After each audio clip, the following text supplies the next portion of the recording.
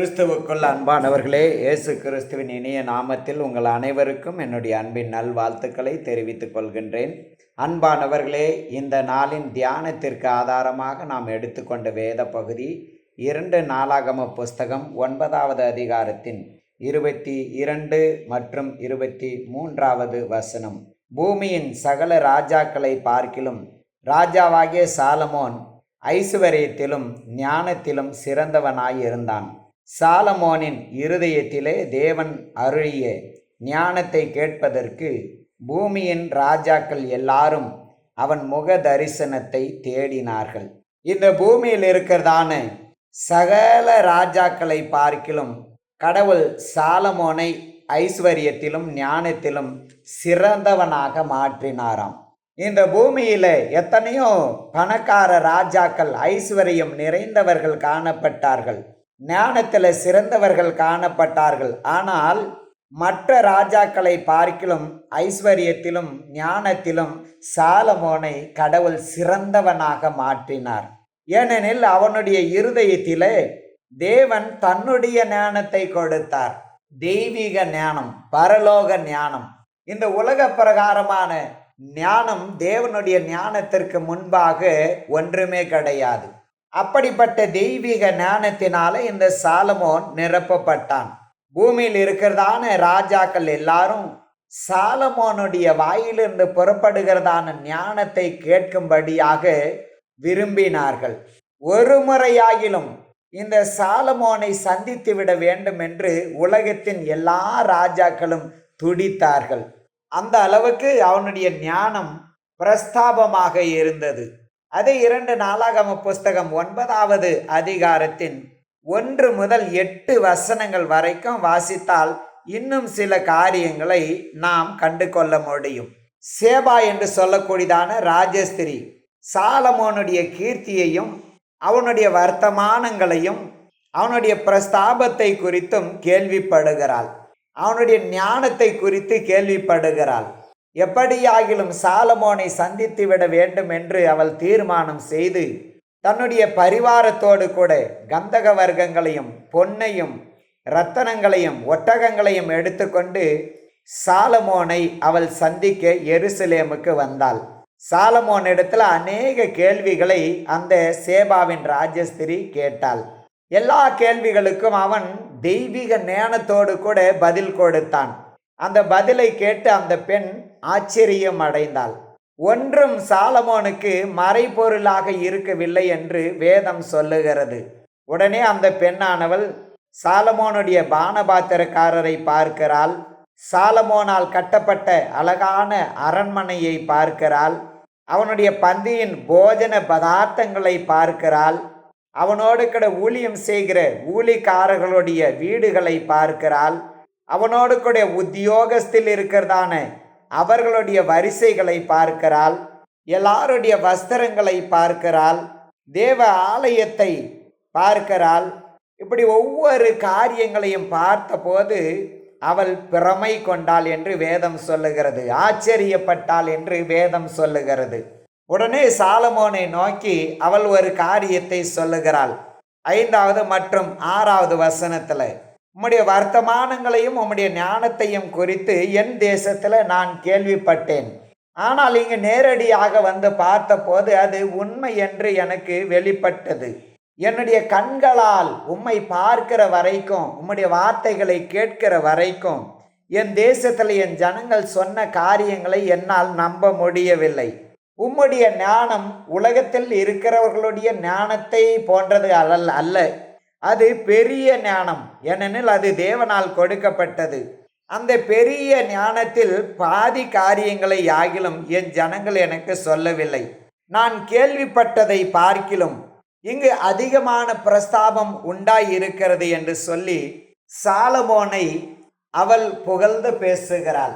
அந்த அளவுக்கு சாலமோன் எல்லா தேசத்து ராஜாக்களுக்குள்ளாகவும் மக்களுக்குள்ளாகவும் ஒரு தாக்கத்தை ஏற்படுத்தி வைத்திருந்தார். அதே நாம 7வது வசனத்தை பார்க்கும்போது இன்னொரு காரியத்தை பார்க்க முடியும். உம்முடைய ஜனங்கள் பாக்கியவான்கள், எப்போதும் உமக்கு முன்பாக நின்று உம்முடைய ஞானத்தை கேட்கிற உம்முடைய ஊழிக்காரரும் பாக்கியவான்கள். பாருங்க, சாலமோனின் ஞானம் எல்லா இடங்களிலும் உயர்வாக பேசப்பட்டது மட்டுமல்ல, அவனுடைய நாமமும் உயர்வாக பேசப்பட்டது. எப்பொழுதும் உமக்கு முன்பாக நின்று உம்முடைய வார்த்தைகளை கேட்டுக்கொண்டே இருக்கிற, உம்முடைய ஞானத்தை கேட்டுக்கொண்டே இருக்கிற உம்முடைய ஜனங்கள் பாக்கியவான்கள், உம்முடைய ஊழிக்காரர்கள் பாக்கியவான்கள், உம்மை சுற்றிலும் இருக்கதான ஜனங்கள் பாக்கியவான்கள். நான் உம்மை பார்க்கும்படிக்கு அதிகமான பொருளை, பணத்தை செலவிட வேண்டியதாக இருந்தது. ஆனால் உம்முடைய ஜனங்கள் எப்பொழுதும் உமக்கு முன்பாக நின்று உம்முடைய அந்த ஞானமுள்ள வார்த்தைகளை கேட்டுக்கொண்டே இருக்கிறார்களே, அவர்கள் பாக்கியவான்கள் என்று சொல்லி அவனுடைய ஞானத்தையும் அவனுடைய நாமத்தையும் குறித்து அந்த பெண் உயர்வாக பேசுகிறாள். அதே 8வது வசனத்தை நாம் வாசிக்கும் போது, எதற்காக கடவுள் இந்த சாலமோனுக்கு இவ்வளவு ஞானத்தை கொடுத்தார், அந்த ரகசியத்தை இந்த பெண் சொல்லுகிறதை பாருங்கள். 8வது வசனத்தில் அவள் சொல்லுகிறாள், உம்மேல பிரியம் கொண்ட உம்முடைய தேவனாகிய கர்த்தர் என்று சொல்லுகிறாள். பாருங்க, தேவன் சாலமோனின் மேல பிரியம் கொண்டாராம், அவனை சிநேகித்தாராம். ஆகையினால நியாயமும் நீதியும் செய்யும்படிக்கு தம்முடைய பிரஜைகளின் மேல அவனை ராஜாவாக வைத்தாராம். தேவன் அவனை சிநேகித்தார், தேவன் அவன் மேல பிரியம் கொண்டார். தேவன் சிநேகிக்கிற அளவுக்கு, தேவன் பிரியம் கொள்ளுகிற அளவுக்கு இந்த சாலமோன் தகுதி உடையவனா? இவனுடைய பின்னணி எப்படிப்பட்டது? இவனுடைய தாயுடைய பேர் பத்சேபால். இந்த பத்சேபால் யாருடைய மனைவி என்று பார்த்தோமே ஆனால் உரியாவின் மனைவி என்று வேதம் சொல்லுகிறது. இந்த பத்சேபாலுடைய அழகில மயங்கி மாம்சத்தின் இச்சையினால இழுக்கப்பட்டு இந்த தாவீது அவளை கற்பழிக்கிறதை பார்க்கின்றோம். உடனே அவள் கர்ப்பம் தரித்து தன்னுடைய வீட்டுக்கு போய்விட்டாள். தாவீதுக்கு இந்த காரியம் தெரிந்த உடனே, அவள் கருத்தரித்திருக்கிறாள் என்ற காரியம் தெரிந்த உடனே அவன் பத்சேபாலுடைய கணவனாக இருந்த உரியாவை கொன்று போட்டானாம். கொன்று போட்ட பிறகு இந்த பத்சேபாலை தனக்கு மனைவியாக எடுத்துக்கொண்டான். பாருங்க, அதிகாரம் இருக்கிறது என்பதற்காக இப்படிப்பட்ட காரியங்களை அவன் செய்தான். இது அந்த தேசத்தில் இருக்குதான எல்லா ஜனங்களுக்கும் தெரியும். இந்த பத்சேபாலை குறித்து யாருமே உயர்வாக பேசி இருக்க மாட்டார்கள். இன்னொரு மனிதனிடத்துல சந்தோஷத்தை பார்க்கும்படிக்கு தன்னுடைய கணவனையே கொன்றவள் என்று சொல்லி கூட அவளை ஏளனமாக மக்கள் பேசி இருப்பார்கள். சமுதாயம் அவளை ஏற்றுக்கொண்டு இருக்காது. அப்படிப்பட்ட ஒரு பெண்ணுடைய வயிற்றில் பிறந்தவன் தான் இந்த சாலமோன். இந்த சாலமோனை யாருமே நேசித்து இருக்க மாட்டார்கள் என்று நான் நினைக்கின்றேன். தாவீதுக்கு அநேக பிள்ளைகள் இருந்தார்கள், ஆனால் எந்த பிள்ளையும் சாலமோனை நேசித்து இருக்க மாட்டார்கள். ஒருவேளை தாவீது சாலமோனை நேசித்திருப்பான், ஆனால் மற்ற பிள்ளைகள் சாலமோனை நேசித்திருக்க மாட்டார்கள். பத்சேபாலையும் சாலமோனையும் அவர்கள் ஒதுக்கியே வைத்து இருந்தார்கள். அப்படி ஒதுக்கப்பட்ட, சிறுமைப்படுத்தப்பட்ட இந்த சாலமோனின் மேலே கடவுள் பிரியம் கொண்டாராம், அவனை சிநேகித்தாராம். இதுதான் தெய்வீக அன்பு என்று வேதம் நமக்கு சொல்லுகிறது. கிருபையினால, இலவசமாக, ஈவினால கிடைக்கிற ஒரு அன்பு. நியாயப்பிரமாணத்தின்படி சாலமோன் ராஜாவாக மாறுகிறதற்கு எந்த தகுதியுமே கிடையாது. ஏனெனில் அவன் ஒரு ஒதுக்கப்பட்ட பெண்ணுடைய ஒரு மகன். நியாயப்பிரமாணத்தின்படி அம்னோன் தான் தாவீதுக்கு முதல் பிறந்த மகன். இவன்தான் ராஜாவாக அபிஷேகம் பண்ணப்பட வேண்டும். ஆனால் ஆண்டவர் கிருபையால் அவனை நேசித்தார், கிருபையாய் அவனை சிநேகித்தார், கிருபையாய் அவன் மேல் பிரியம் கொண்டார். அந்த கிருபையினால சிறுமைப்படுத்தப்பட்டிருந்த, ஒடுக்கப்பட்டிருந்த அந்த சாலமோனை ஆண்டவர் ஞானத்தை கொடுத்து ராஜாவாக மாற்றினாராம்.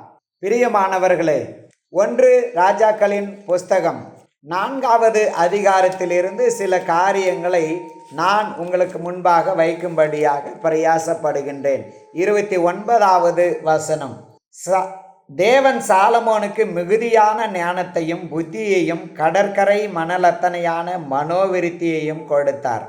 சகல கிழக்கத்தி புத்திரரின் ஞானத்தையும் எகிப்தியரின் சகல ஞானத்தையும் பார்க்கிலும் சாலமோனின் ஞானம் சிறந்ததாய் இருந்தது. பாருங்க, சாலமோன் தேவனை நேசித்தான், தேவனும் சாலமோனை நேசித்தார்.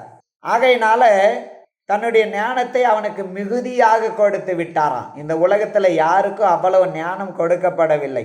ஞானத்தையும் புத்தியையும் அளவில்லாமல் கொடுத்து விட்டார்.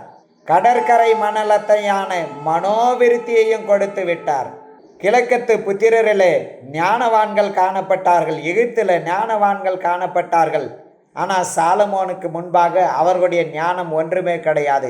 ஏனெனில் இந்த சாலமோனுக்குள்ளாக இருந்தது தெய்வீக ஞானம் என்று வேதம் சொல்லுகிறது. 1 ராஜாக்களின் புஸ்தகம் 3வது அதிகாரத்தின் 12 மற்றும் 13வது வசனத்தை பார்க்கும்போது ஒரு காரியத்தை நாம் கண்டு கொள்ள முடியும். சாலமோன் கர்த்தரிடத்தில் அன்பு கூர்ந்தான் என்று வேதம் சொல்லுகிறது. எப்படி தேவன் அவன் மேல் பிரியம் கொண்டு அவனை சிநேகித்தாரோ அதை போலவே துவக்கத்தில் இந்த சாலமோனும் தேவன் மேலே அளவில்லாத அன்பு வைத்திருந்தான். அந்த அன்பின் நிமித்தமாக கடவுளுடைய கட்டளைகளையும் நியமங்களையும் கற்பனைகளையும் அவன் கை கொண்டு நீதியையும் நியாயத்தையும் செய்து வந்தான்.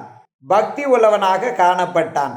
அந்த சாலமோன் கிபியோனில் பலிபீடத்தின் மேலே தேவனுக்கு பலி செலுத்தி தேவனை பிரியப்படுத்துகிற ஒரு காரியத்தை பார்க்கிறோம். உடனே ஆண்டவர் தரிசனத்தில் அவனுக்கு தோன்றி, சாலமோனே, நீ விரும்புகிற காரியத்தை என்னிடத்துல கேள் என்று சொல்லுகிறார்.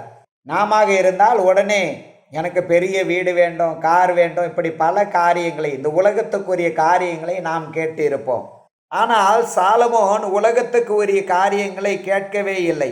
ஆண்டவரே, நீர் எனக்கு பெரிய கிருபை செய்தீர். என்னுடைய தாயுடைய பின்னணி சரியில்லை, என் குடும்பத்தின் பின்னணி சரியில்லை, ஆனாலும் எனக்கு நீர் பெரிய கிருபை செய்தீர். நீர் என்னை நேசித்தீர் ஆண்டவரே.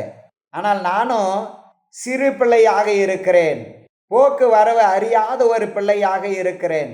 இந்த ஏராளமான ஜனத்தின் மேலே, எண்ணிக்கைக்கு அடங்காத ஜனங்களின் மேலே, இலக்கத்திற்கு உட்படாத திரளான ஜனங்களின் மேலே என்னை நீர் ராஜாவாக நீர் வைத்திருக்கிறீர். இந்த ஜனங்களையெல்லாம் நான் விசாரிக்க வேண்டும். இந்த ஜனங்களுக்கு நன்மை தீமையை நான் சொல்ல வேண்டும். ஆகவே எனக்கு ஞானமுள்ள இருதயத்தை கொடும். இந்த ஏராளமான ஜனத்தை நான் நியாயத்தோடு உமக்காக நடத்த வேண்டும், உம்முடைய பாதையில் நடத்த வேண்டும். இவர்களுக்கு முன்பாக நான் முன்மாதிரியாக இருக்க வேண்டும். ஒரு நல்ல ஜெபத்தை சாலமோன் ஏறெடுத்தது மட்டுமல்ல, தேவனிடத்தில் நல்ல காரியங்களை கேட்டான். உடனே ஆண்டவர் சொல்லுகிறார், இது என்னுடைய பார்வைக்கு உகந்த ஒரு ஜெபமாக இருக்கிறது. அவனுடைய ஜெபத்தை கேட்ட தெய்வம் உடனே அவன் கேட்ட காரியங்களை மட்டுமல்ல, கேட்காத காரியங்களையும் கொடுக்கிறார். பாருங்க, அவன் தேவனிடத்துல ஞானத்தை மட்டுமே கேட்டான். ஆண்டவரே, இந்த திரளான ஜனங்களை நான் பக்தி உள்ளவர்களாய் நடத்தணும், பரிசுத்தம் உள்ளவர்களாய் நடத்தணும், உண்மையுள்ளவர்களாய் நடத்தணும். ஆகவே எனக்கு ஞானமுள்ள இருதயத்தை கொடுங்க, உம்முடைய வழியில் அவர்களையெல்லாம் நான் நடத்த வேண்டும். எனக்கு ஞானமுள்ள இருதயத்தை கொடுங்க, உங்கள் தெய்வீக ஞானத்தை கொடுங்க. கடவுள் அவனுடைய விண்ணப்பத்தை அங்கீகரித்து அந்த பரலோகத்தின் ஞானத்தை அவனுக்கு கொடுத்தார். ஆனால் அவன் கேட்காத இன்னும் 2 காரியத்தையும் தேவன் அவனுக்கு சேர்த்து கொடுத்தார். என்ன காரியம்? உணர்வுள்ள இருதயம், அடுத்து ஐஸ்வர்யம், மகிமை.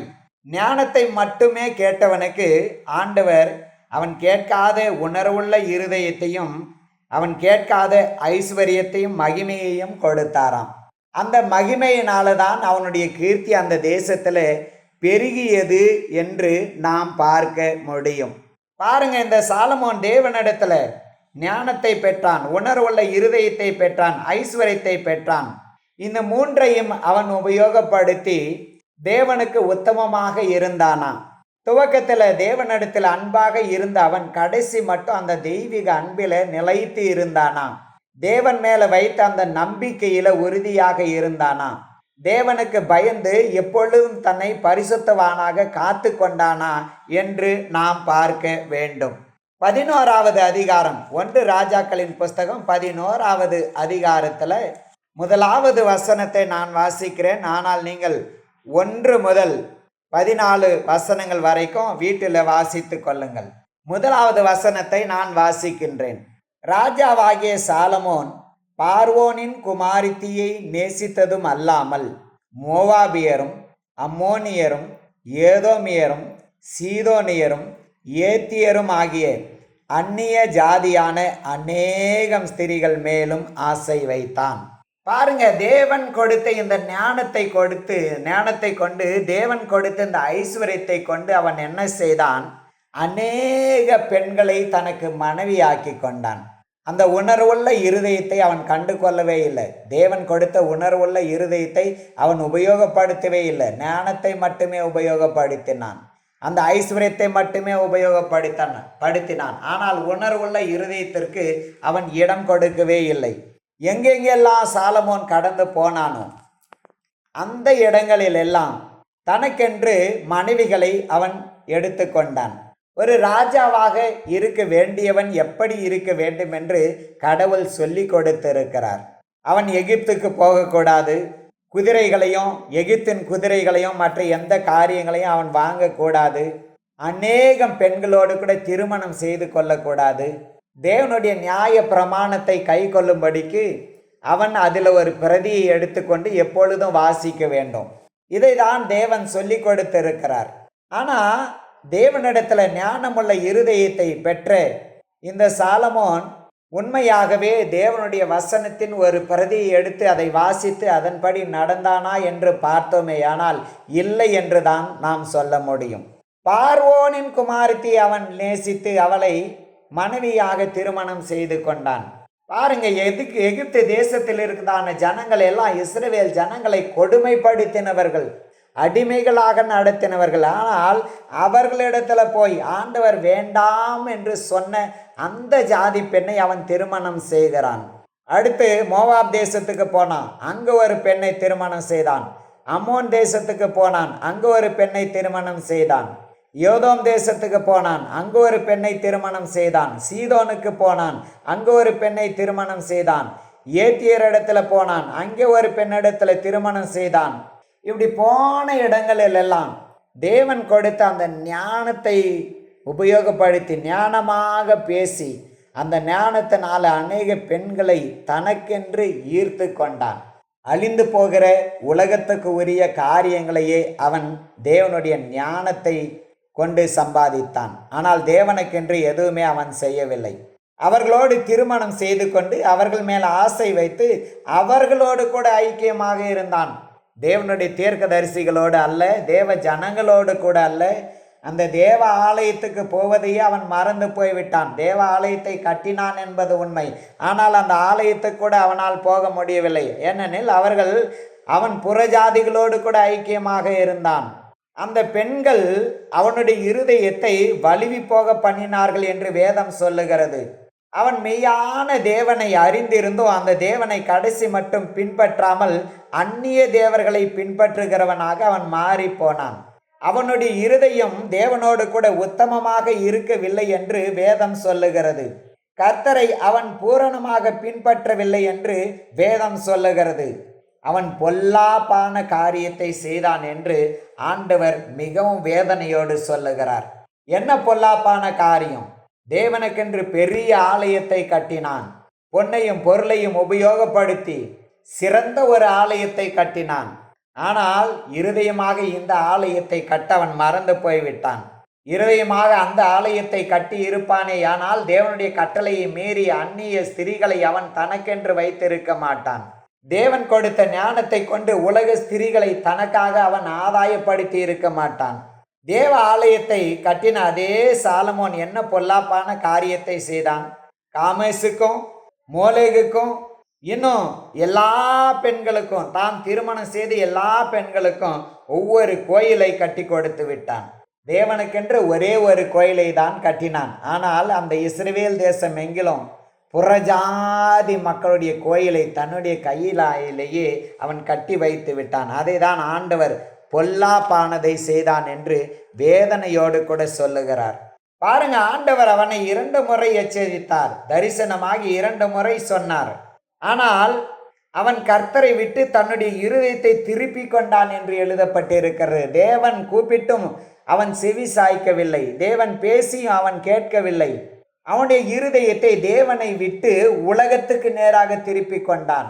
இச்சைக்கு நேராக திருப்பி கொண்டான். தேவன் மேலே இருந்த அந்த அன்பு குறைந்து குறைந்து குறைந்து இப்பொழுது அன்பில்லாதவனாக தேவனை வெறுக்கிறவனாக மாறிவிட்டான்.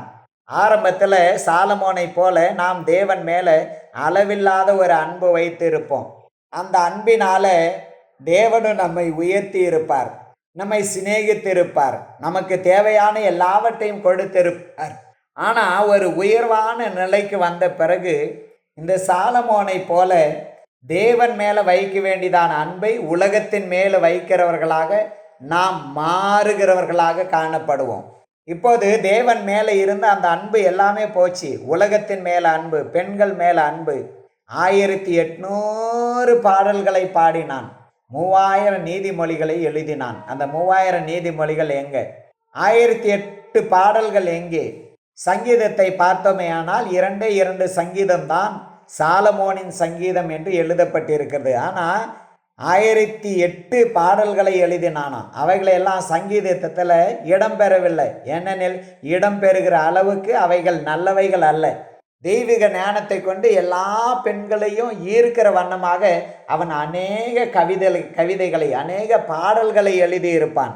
அந்த பாடல்கள், அந்த கவிதைகளை எல்லாம் பெண்களை சம்பாதிக்கிறதுக்கு மட்டுமே உதவியது. தேவனுடைய நாமத்தை மகிமைப்படுத்தும் வண்ணமாக அவைகள் இல்லவே இல்லை. தேவனால் உயர்த்தப்பட்ட சாலமோன் தன்னுடைய வாழ்க்கையில தேவனை உயர்த்தி வைத்தானா என்று பார்த்தோமே ஆனால் இல்லை என்று தான் நாம் சொல்ல வேண்டும். தேவன் மேலே இருக்கதான் அன்பு குறைந்து குறைந்து குறைந்து தேவனை வெறுக்கிறவனாக மாறிவிட்டான். எபேசு சபையாருக்கு எழுதும்போது பரிசுத்த ஆவியானவர் சொல்லுகிறார், ஆதி அன்பை விட்டு விட்டாய். தேவனை அறிந்த நாட்களிலே நாம் எவ்வளவாய் தேவனை நேசித்தோம், தேவனில் அன்பு கூர்ந்தோம் என்று பாருங்கள். எவ்வளவாய் கடவுளை பாடினோம், எவ்வளவாய் வேதத்தை தியானித்தோம், எவ்வளவாய் தேவனை காண வாஞ்சியாக இருந்தோம். ஆனால் இப்பொழுது தேவ ஆலயத்துக்கு போகாமல், தேவனுடைய வார்த்தையை வாசிக்காமல் நாம் எவ்வளவாக பின்வாங்கி இருக்கிறோம். தேவ சமூகத்தை தேடாமல் எவ்வளவாக பின்வாங்கி இருக்கிறோம். தேவன் நம்மை உயர்ந்த நிலைக்கு வைத்த பிறகு தேவனை நாம் கீழே தள்ளுகிற பிள்ளைகளாக இந்த சாலமோனை போல மாறிவிட்டோம். இந்த சாலமோன் கர்த்தரை விட்டு தன்னுடைய இருதயத்தை திருப்பி கொண்டானாம். கர்த்தர் 2 முறை எச்சரித்தும் கூட அவன் கடவுளுக்கு கீழ்ப்படியாதபடியினால, செவி கொடுக்காதபடியினால கடவுள் அவன் மேலே கோபமானாராம். ஆண்டவர் ஒரு ராஜ்யத்தையே, ஒரு தேசத்தையே 2ஆக உடைத்து போட்டாராம். பிரியமானவர்களே, தேவனிடத்தில் ஆதியில கொண்ட அன்பை கடைசி மட்டும் நீங்கள் காத்து கொள்ள வேண்டும். உத்தமமாய் இருக்க வேண்டும், பூரணமாய் அவரை பின்பற்ற வேண்டும். இதுதான் தேவனுடைய எதிர்பார்ப்பு. ஆதியாகம புஸ்தகம் 17வது அதிகாரத்தில் 1வது வசனத்தில் ஆண்டவர் ஆபிரகாமை பார்த்து ஒரு காரியத்தை சொன்னார். அதை நாம் எல்லாருமே அறிந்து இருக்கிறோம். இப்போது ஆபிரகாமுக்கு 99 வயசு. ஆண்டவர் இந்த ஆபிரகாமுக்கு தரிசனமாகி என்னத்தை சொல்லுகிறார் என்று பாருங்கள். நீ எனக்கு முன்பாக நடந்து உத்தமனாயிரு என்று ஆண்டவர் சொல்லுகிறார். நீ எனக்கு முன்பாக நடந்து கொண்டு உத்தமனாயிரு. என்னுடைய உடன்படிக்கையில நீ உத்தமனாயிரு, அந்த அன்பில உத்தமனாயிரு, விசுவாசத்துல உத்தமனாயிரு, பரிசுத்தத்துல உத்தமனாயிரு. எல்லா காரியத்திலேயும் நீ உத்தமனாய் இருக்கும்போது நான் உன்னை திரளாக பெருக பண்ணுவேன், மிகவும் திரளாக பெருக பண்ணுவேன் என்று ஆண்டவர் அவனுக்கு வாக்கு கொடுத்தார். பாருங்க, உன்னை பெருக பண்ணுவது மட்டுமல்ல, உன்னை பலுகவும் பண்ணுவேன் என்று ஆண்டவர் அவனுக்கு வாக்கு கொடுத்தார். அன்பானவர்களே, கடவுள் எதிர்பார்ப்பது ஒரே ஒரு காரியம்தான். எந்த தகுதியும் இல்லாத நம்மை ஆண்டவர் கிருபையாய் நேசித்து நம்மேல் பிரியம் கொண்டு நம்மை சிநேகித்து நம்முடைய பாவங்களை எல்லாம் மன்னித்து ஒரு உயர்வான இடத்துல ஆண்டவர் வைத்தார். அந்த உயர்வுக்கு வந்த பிறகு நாம் உத்தமமாய் சம்பூரணமாய் தேவனை பின்பற்றுகிறோமா என்று பாருங்கள். தேவனை நாம் நேசிக்கிறோமா என்று பாருங்கள். சாலமோன் ஞானத்தையும் செல்வத்தையும் உபயோகப்படுத்தி அழிந்து போகிற பெண்களை தனக்கு ஆதாயமாக்கி கொண்டான். ஆனால் தேவன் கொடுத்த உணர்வுள்ள இருதயத்தை அவன் உபயோகப்படுத்தி இருப்பானே, ஆனால் அவன் பாவத்தை வெறுத்து இருப்பான்.